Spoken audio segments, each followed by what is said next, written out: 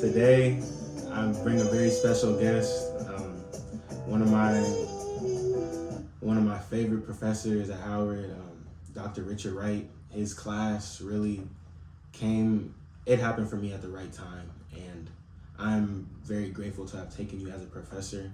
I learned so many interesting and wonderful things in your class, and I'm glad to have you on. Thank you. Well, thank you very much for having me. Just tell the audience more about yourself that they wouldn't have known. Okay, well, to get started, I just retired from the university after 50 years of service at Howard. I actually preceded those 50 years as an undergraduate student here at Howard. I was here during the Civil Rights era, from 1960 to 1964. Took my preparation out into the world and came back and taught Spanish in the liberal arts school, what was called at the time College of Liberal Arts, from 67 to 70. Went back out and finished my graduate work, PhD. Came back to teach at Howard, 75, in the School of Communications. So I stayed in the School of Communications from 75 until I just retired. So I was consecutively a member of the faculty from 75 to 2023. So I have a long history at Howard, not only as a faculty member, but first and foremost as a student, and being part of student life, the beginnings of student activism and so forth during the 60s, helped shape me and my thinking about the responsibility of activism and the importance of being engaged. Right. You know, when there's something to be contested or something to be involved with, and how that began to impact my teaching and so forth. So that's a little bit about me as we get started. Man, that's amazing. You went on a crazy run at Howard. Oh, I did. Yeah, I've been through enough that I've worked with 6 presidents. So wow. The lifeblood of the institution really is the continuity and commitment of faculty. Administration comes, administration goes. The foundation of any institution would be the faculty and this commitment to be in it for the long haul, to embrace its mission and the responsibility the institution has to be about making a difference in the mission that the institution has set for itself. I embrace that. I've always felt that as a faculty member, that's the life I wanted to commit myself to. So yes, I've been in and through the long haul and had to adjust to all the changes that the institution has gone through and how it impacted me in my thinking and my teaching, the material I worked with, what I wanted my students to get and all that. And that growth takes time. You can't do that in a few years. Yeah. It needs time for you to learn how to be the professor you need to be. And you can only learn that by staying in the trenches and working with your students. Exactly. Because your students should be able to also help you become a better professor by the way they respond to what you do and how you do it, and so forth. So that takes time, and a lot of faculty members who are always moving around or can never seem to settle and so forth, they can't have the experiences I've had by simply staying in one place and staying committed to that institution and its growth, development, and of course always being there for students and assisting not only in their intellectual development but also in their personal development, because my students have always seen me as the kind of faculty person they could talk to. My students have often just come come and talk to me, and it goes way beyond feeling that I'm intellectually well prepared, and so I mean that's part of it. But the other part of it is they find me open to them wanting to explore issues about themselves that they'd like me to weigh in on. So they will come and talk about personal things that, and that's when you know that your students have embraced you, when it's not always about the lesson or, could you clarify, no, I mean, it's all about wanting to take the time to just hear what you have to think about something that they are taking the time to think about themselves. So I have to add that as one of the really positive things about having been a professor at Howard so many years, is that I developed that kind of relationship with my students, and it transcended the classroom, and reached into the personal aspects of who I am and the challenges I face, and wanting you to know that, and then also share your thoughts about it and so forth. I mean, I think that's one of the most enriching aspects of university life, is when students embrace you like that. I mean, that's better than any kind of formal recognition for teaching excellence and all this kind of stuff, because a lot of that is very formalistic. But students come spontaneously. I mean, there's nothing they want to give you, or there's nothing they want beyond knowing what you think, about something. So that's been a real joy in my life as a professor as well. I could imagine. Do you think that you being a professor who students tend to open up more to and everything, do you think that comes from as a result of your lesson plans, just kind of more focusing on the humanistic side of the students, or just life in general? Well, I've always wanted to feel that I provided content that provoked students to think beyond the classroom. And I've always needed to feel that what I put on that syllabus and what I provided as the focus of what you and I are working on, together, that it had a lot more to do with your personal as much as your intellectual development. Mm-hmm. And also I wanted to see you and other students who work with me connect material to the world. Where you have to feel that it's not just the lesson itself and what's in the lesson, because if everything of significance remains in the lesson, then there's very little beyond the lesson that was worth doing. So I want students to feel that I'm preparing something for them that touches them personally. So I want my material to express what it is I want you to get from me. Exactly. It's not just how well you do on this, the formal aspect of evaluation on this. Yeah. No, it's I want you to be a thinker. I want to know that you understand why I think this material is something you should cover. And if you don't know, then you should ask me. You should not just be in a class and just go through what the professor has provided, without also having a sense of what am I learning about this professor from how the professor has structured the content of class. I think that's part of it, and I think my students were feeling things about me from the material I was asking them to work on with me, that there was another dimension to me. Yeah. And I think that also was inviting to them. Let me go talk. Okay, well, and then I would say things in class where I wanted students sometimes the shock effect. Just think about this. You're supposed to be looking at me funny. Well, why would he say something like that? Or I don't know if I agree with that. If you're not what I like to call provocative, where you're not going after people's being settled and sedate in where they are and so forth, then you're not doing what the professor needs to do. And that's to motivate, to challenge, to inspire.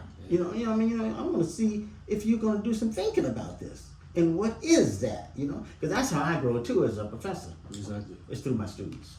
I agree 100%. I think that something that I learned from your course, I feel like one of our first lessons that you had us do was, what does it mean to be a human? Yes. And I can say for me in that particular time and period of my life, I was really starting to understand more about myself and what it meant to just be a human and just what my purpose is while I'm on this planet.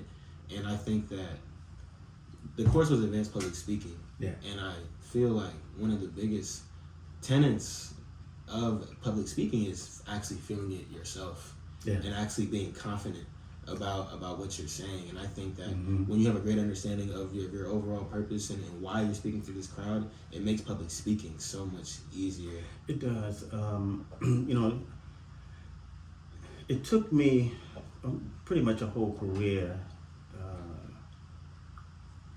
to finally get to the point where I ask myself a question as a professor, and that is, who am I in the classroom for my student? What do I want to be for them? What do I want them to take away that is memorable from the time that we spent together? And I think one of the topics that the social sciences and the humanities can and should open up with students is that very fundamental question of how do we frame an understanding of what it means to be human? I know a lot of students who wondered, isn't that rather obvious? Being human is something that I don't think should be too profound, or provocative in terms of, what I should be thinking about. There's other stuff. I mean, it's sort of obvious what this, but it's not obvious. In fact, what I wanted all of my students to get, even from a lesson that I structured in the class with you, that even preceded that, was the concept of the foundation of meaning and where meaning comes from, and what does it mean for anything to mean. All right. I mean, again, that's one of those words that we tend to take for granted. Everything has a meaning, and it's our responsibility to learn what that meaning is and to use it. Okay. But by raising the whole question of meaning as problematic, or as something that should be viewed as open to challenge and so forth, then it moves thinking about anything into a whole new dimension of openness that is the foundation of curiosity and the foundation of feeling reflective. When everything can be taken from the framework that is usually understood as and become problematic, or become open to new reflections and reconstituted in a new way because new perspective is brought to bear on it, I mean, that's very challenging intellectually. Yeah. And if you're not asked to do that, then you tend to settle in on what is the status quo of how something is, quote, understood. Right. And so even before getting into the whole issue of what it means to be human, because I wanted to present that first, is that I want all of my students to understand that to be human is a real responsibility that many of us sort of like not take as seriously as we should, because the world is constituted primarily through human existence and human decision making, what we constitute and condition ourselves to in the world. All that's about us. That we shape ourselves as we shape the world, that we're shaped by the things we shape. And the human beings are the only creatures empowered to do that, So we don't come, and this is one thing I hope you got from me, and that is we don't come pre-constituted as beings of a certain nature to simply live out that nature until nature calls us home. I mean that's almost animalistic. It is. There's nothing special about humanity if that's all there is, And yeah, people can make decisions, change things, invent this, do that. Yeah, but that's still low level. The real issue is every human being, it has a power within themselves to impact, act on, reconstitute the world in which we live. But you have to have a sense of our humanity as impacting you and looking to you in a responsible way to be about that. Humans who simply live outside of a sense of their responsibility and their empowerment and really their connectedness to the world in the way that the world needs to be altered and reframed, reconstituted. Okay. Some of their humanity is simply left dormant. It's just simply left on the side while they engage in frivolous activities of just going along with a status quo or just, okay. I want you to problematize your very existence. So who are you? I think that's something that you really taught us in class. Something you taught us about an era that I really didn't know as much about, and that was the Renaissance. Yes. And how prior to the Renaissance, during the Middle Ages, a lot of the people just like 90% of the population just went along with the status quo, just being a farmer, just being a serf for your whole life, and nobody questioned anything. And I thought that one of my biggest takeaways from that part of the course was it's very easy for a massive amount of people to just go along with the status quo, even if it's not working for them. Yeah. And it takes big periods of enlightenment, like the Renaissance, to where people can go back to the more humanities type of thinking and thinking of what their actual purpose on this planet is, instead of just doing something because somebody else told you to do it for your whole life. Yeah. Well, I'm glad you mentioned that. I wanted the period of the Middle Ages to sort of be a provocative time when human beings intellectually were dormant. And the question is, how did they get like that? Well, the main thing that I want to challenge my students to think about always is that the world is constituted by human beings. Whatever conditions we live, however we live them, human beings were instrumental in creating and imposing those conditions of existence. And there is nothing in our existence as human beings that was not constituted by another human being other than yourself. Okay, you need to understand that humanity is at work in the world that we live in, which is essentially a human world. Yes, we live on a planet, but human beings don't live on a planet in the sense in which animals live on a planet in an environment and go through, ecological changes and all this kind of stuff related to a natural world. Human beings don't live in a natural world. They live in a humanly created, humanly constituted world. And in so many instances, the history of the world is that very few have really participated actively in constituting the world. Okay? And because that is the case, when they constituted for themselves so that others will embrace it, internalize it, and live it on their terms. All right. And I don't think any period, certainly in European history, we can talk about the United States separately, but certainly the West was constituted in Europe. And how the West was constituted was primarily around two forces that were instrumental in shaping the lives of everyone who lived during that period. One was royalty, kings, kingdoms, and the teaching of people to respect and indeed almost worship kingships, to be subservient to them, to want to be under their power, under their dominion. I mean, they had to learn to think that a king was elevated. They had to learn to think that a family was royal. They had to learn all these things. And who were the beneficiaries? The ones, of course, who taught that and who were powerful enough to impose it. Exactly. And so forth. Okay. Well, the Middle Ages can be understood in terms. The other one, of course, the other force other than kingships is religion. Is the institution of religion as human beings have configured it. I'm not saying religion is or is not what it ought to be. I'm simply saying religion is what humans have chose to make of it. And it has often been designed to create servitude and to create a sense of obligation to domination, this kind of thing.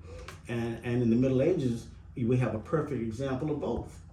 Kingships and authority within the sanctity of a religious foundation and a religious community, dominated by those who benefit Exactly. from this, from the subservience of. So I wanted to look at that dynamic, and as we bridge from that to the Renaissance, is how people began to question it, and our, in other words, our humanity during this period was really suppressed. I mean, you never lose your humanity. What you lose if you accommodate to conditions of domination is you lose the will to let that humanity live, because you're suppressed in your thinking about even the fact that you have that to develop. I mean, the church defined you as a sinner. The church defined you as having an obligation to the authority of the church. That's their form of meaning. That's meaning for them. And you internalize that. Exactly. So what you internalize is externalized through your behavior and your willingness to comply and so forth. Well, I always want to create first the condition, and now I want you to think about it. Think about it from what I've already presented about how systems of meaning are forged by human beings and internalized by others as mechanisms of control. Precisely. I think that. Oh, were you about to say? Look, I'm done. I think that one of the biggest things that kind of keeps us trapped as a society, like when I say that, I mean like the masses of people, we all just kind of go along with the system because we're so scared of what lies on the other side. Yeah. I was watching this video yesterday, and this black dude was saying that we could literally uproot this entire system if 30 million people just decided to just not do anything, not to go to work, not to do this, not to do that. And I'm not advocating for doing that, but it's just an example of how much power the masses actually have in terms of changing this societal structure. But one of the biggest things that holds us back is fear. Yeah, the willingness of people to accommodate to things that are not in their best interest has always been a very interesting issue. Even when you're told better, you don't do better. Human beings are malleable. What I mean by that is that, think of clay, or think of putty, or think of anything that you can just pull, stretch, and shape as you will. Humans have that kind of character to them. They can be adjusted. They can be molded, into, and you don't mold them physically. You mold them psychologically, emotionally, attitudinally, intellectually. You're actually constituting them as a certain kind of way of being in the world. Conformity is nothing more than the willingness to suppress one's humanity in order to conform to the humanity of others. Someone else has created conditions that have led you to want to be subservient in their service, this kind of thing. The best way to liberate anyone is to challenge them to understand that the power to change that is not in the person who created it, but in the persons who have given it credibility and who have been subservient to it. That all power ultimately resides in the ones who participate in it, not in the ones who constituted it. Exactly. And the system is designed to lead you away from thinking like that. And the more you conform, the less energy you put into anything that would challenge you to think otherwise. So conformity really is nothing more than a shaping and a molding of individuals to submit to a status quo that they did not participate in creating. All right. And that's so true. Yeah. I kind of wanted to apply that idea to something that you've probably witnessed in your life.